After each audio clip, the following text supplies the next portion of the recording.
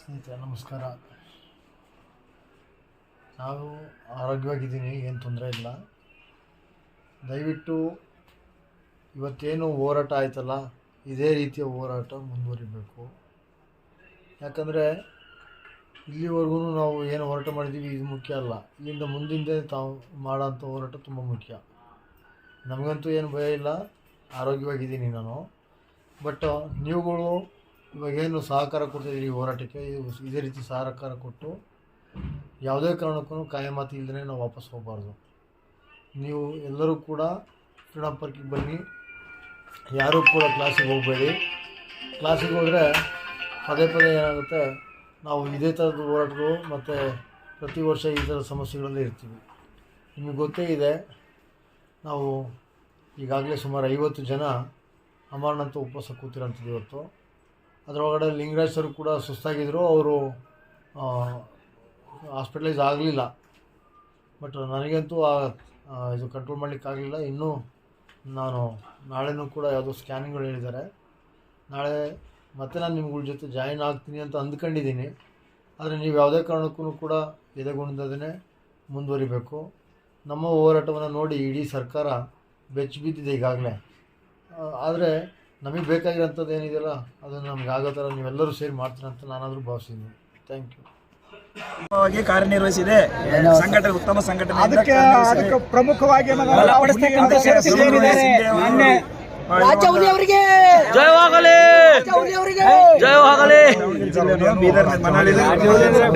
ನಿಮ್ಮ ಒಂದು Google meet everyday ನಾನು ಮೀಟ್ ಆಗ್ತಿದ್ದೆ, ಜಾಯ್ನ್ ಆಗ್ತಿದ್ದೆ.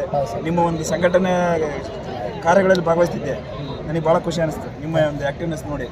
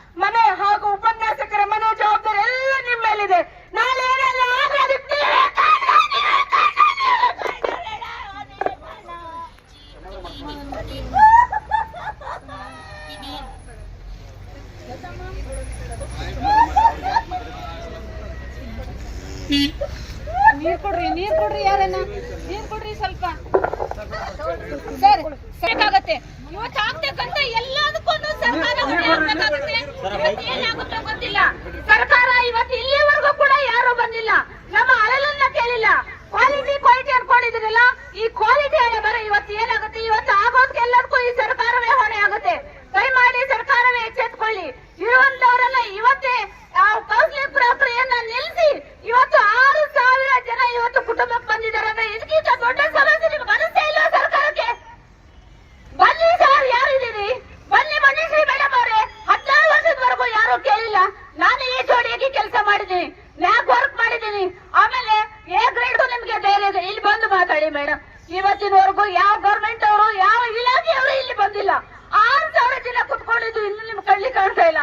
ಇವತ್ತು ಆಗ್ತಾ ಇರೋ ಎಲ್ಲ ಹೊಣೆಗೆ, ಇವತ್ತು ಆಗ್ತಾ ಇರುವಂತ ಎಲ್ಲ ಇವುಗಳಿಗೆ, ಆ ಸಾವುಗಳಿಗೆ, ನೋವುಗಳಿಗೆ ಎಲ್ಲ ಕಾರಣ ಆಗ್ತಾ ಇದ್ರಿ. ದಯಮಾಡಿ ಇಲಾಖೆಯವರೇ ಇವತ್ತಿನ ದಿನ ನಾನು ಎಚ್ಚರಿಕೆ ಕೊಡ್ತಾ ಇದ್ದೀನಿ. ಮುಂದಾಗುವಂತದಕ್ಕೆ ನೀವೇ ಕಾರಣರಾಗಬೇಡಿ. ಕೌನ್ಸಿಲಿಂಗ್ ಪ್ರಕ್ರಿಯೆಯನ್ನು ನಿಲ್ಲಿಸಿ ಇರೋರನ್ನ ಮುಂದುವರಿಸಿಲ್ಲ ಅಂತಂದ್ರೆ ಮುಂದೆ ಆಗುವಂತ ಅನಾಹುತಗಳಿಗೆ ನೀವೇ ಕಾರಣರಾಗ್ತೀರಿ ಅಂತ ನಾನು ಕೇಳ್ಕೊಂತ ಇದ್ದೀನಿ.